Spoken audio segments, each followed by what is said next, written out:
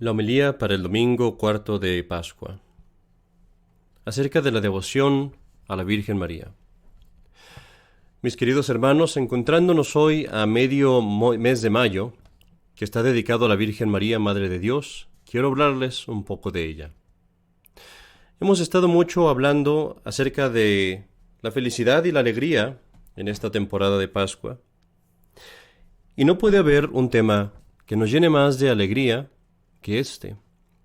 Porque cuando hablamos de nuestra Santísima Madre, hablamos de nuestra mayor esperanza y refugio, hablamos del más dulce y el más amable auxilio que podemos tener en el cielo después de Dios mismo.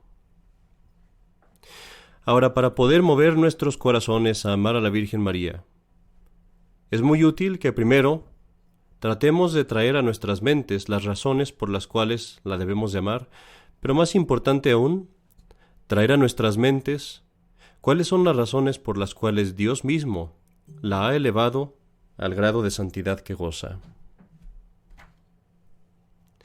Esto es realmente una piedra de tropiezo para muchos protestantes e incrédulos, porque encuentran difícil creer y entender por qué Dios le daría tales privilegios a una simple criatura.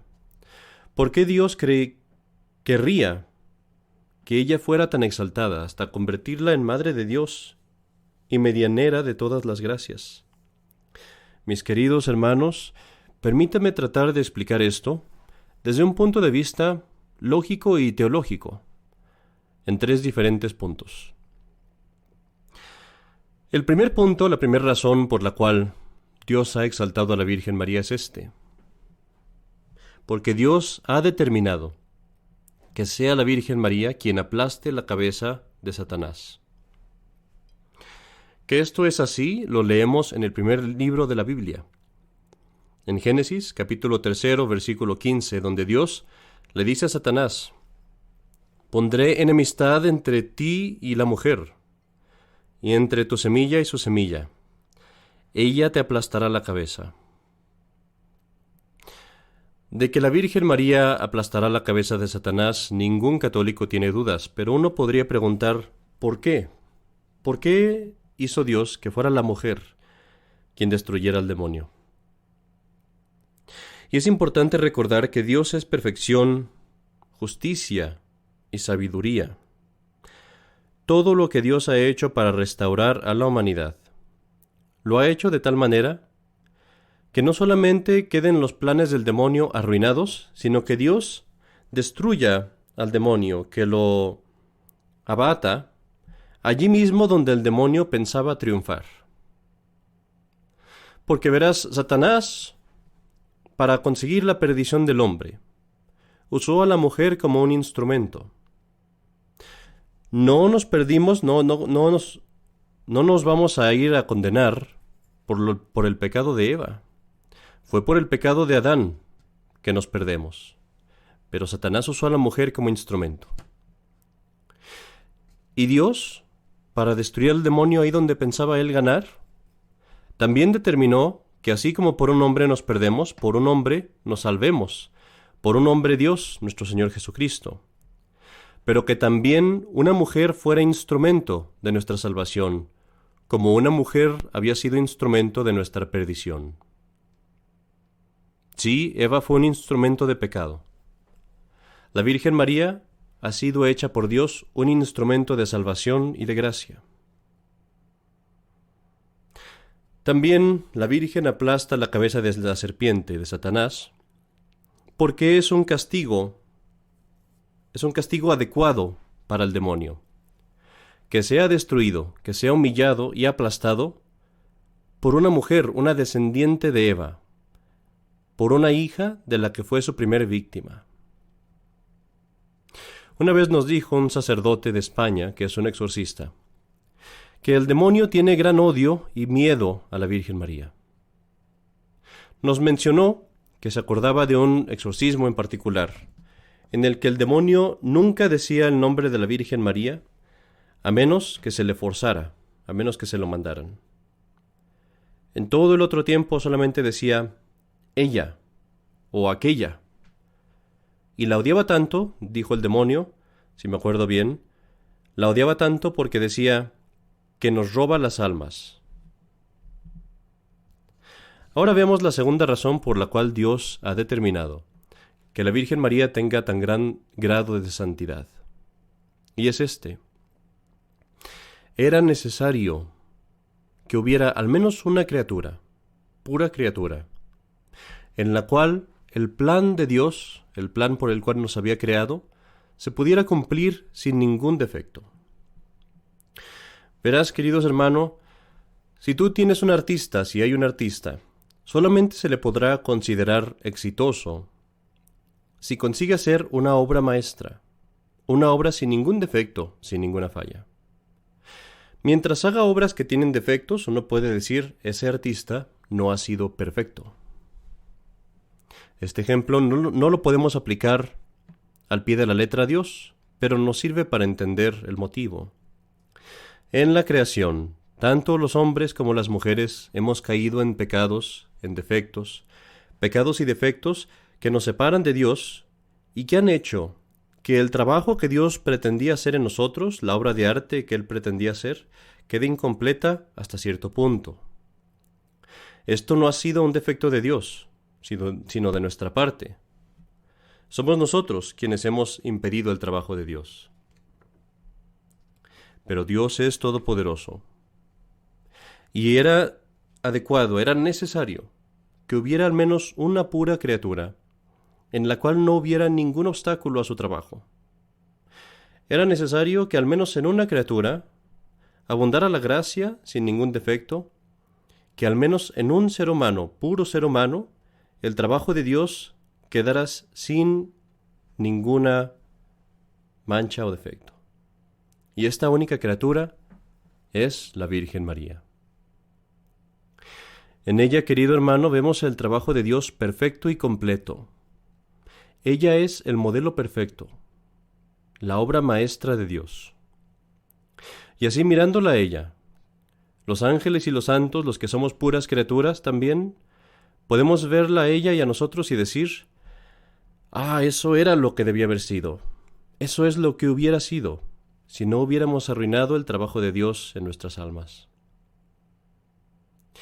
San Dionisio contaba, irrelevantemente de si alguno considera sus escritos verdaderos o no, pero tenemos estos escritos que son, sin lugar a dudas, de un santo muy antiguo en la Iglesia, y él decía que habiéndose convertido del paganismo, una vez llegó y vio y conoció a la Virgen María por la primera vez, y después les dijo a otros que si su fe católica no le dijera que no era posible, si aún estuviera en las tinieblas del paganismo, hubiera pensado que la Virgen María era una de las diosas o una clase de deidad.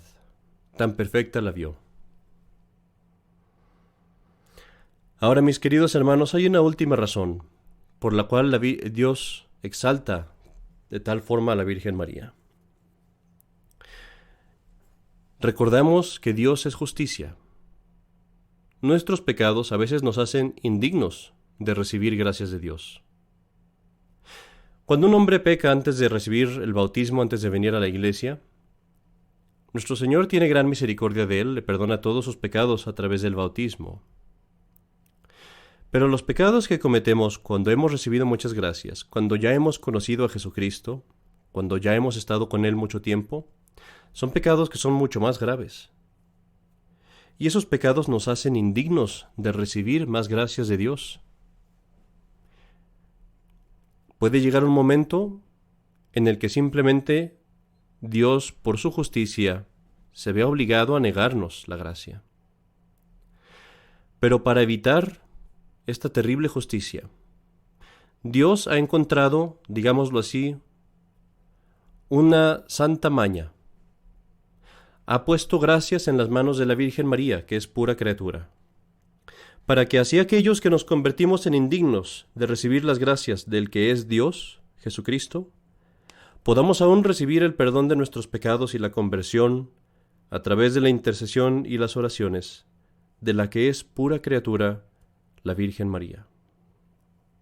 Imagínatelo de esta manera. Imagínate que hay un un gran barco y que tú te caes de este barco. Vamos a llamar a este barco Gracia.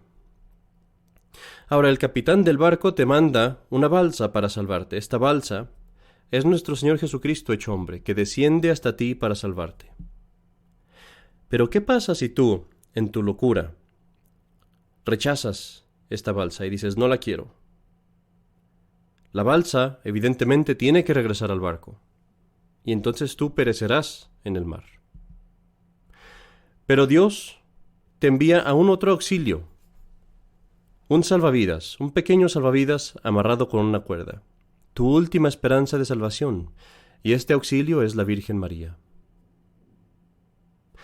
En Cristo, pues, tiene que haber justicia y misericordia, porque Él es Dios y hombre. Pero en la hermosísima Virgen María solamente hay misericordia. En cierta ocasión había un fraile franciscano que tuvo una visión.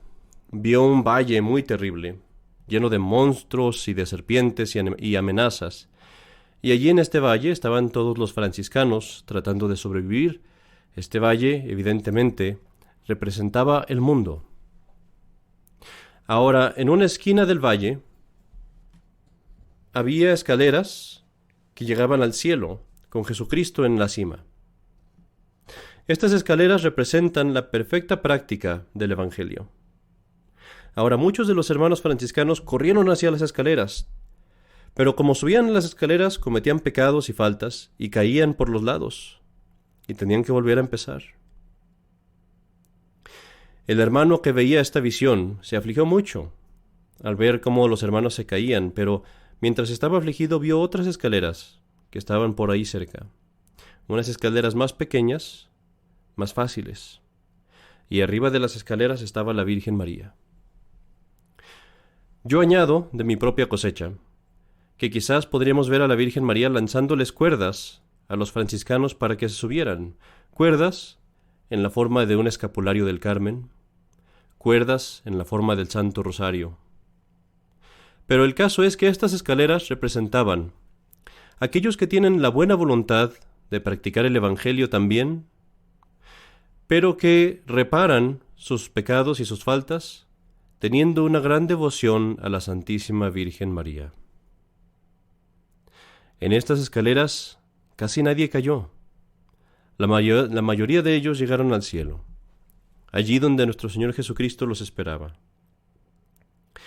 Mis queridos hermanos, no dejen que este mes de mayo pase sin hacer la resolución de tener de ahora en adelante una especial devoción a la Santísima Virgen María. Ámenla como amarías a tu madre, y aún más. Y como San Bernardo dice, quienquiera que seas, cuando te encuentras lanzado por las tormentas y tempestades en este mundo, cuando los vientos de la tentación soplan y cuando te ves en el desastre de estrellarte contra las rocas, mira la estrella, llama a María. Cuando la ira, la avaricia, la lujuria de la carne asalte la mente, mira a María. Cuando te preocupe la enormidad de tus pecados, cuando agonices por una conciencia confundida, culpable, cuando estés horrorizado por los horrores del juicio que viene, cuando empieces a ahogarte en el pozo sin fondo de la tristeza o a hundirte en el abismo de la desesperación, piensa en María. En el peligro, en las dificultades, en las dudas, piensa en María, llama a María. Que nunca esté su nombre ausente de tus labios, que nunca esté su nombre afuera de tu pensamiento y de tu corazón. Si quieres obtener la ayuda de sus oraciones, sigue también su ejemplo. Si la sigues, no te perderás. Si rezas a ella, no desesperarás. Si piensas en ella, no te equivocarás. Sostenido por ella, nunca caerás. Protegido por ella, no debes temer. Guiado por ella, caminarás sin cansancio. Si ella te sonríe, tendrás éxito, y experimentarás en tu propio corazón aquello que con justicia dicen los santos: el siervo de María nunca perecerá. En el nombre del Padre, y del Hijo, y del Espíritu Santo. Amén.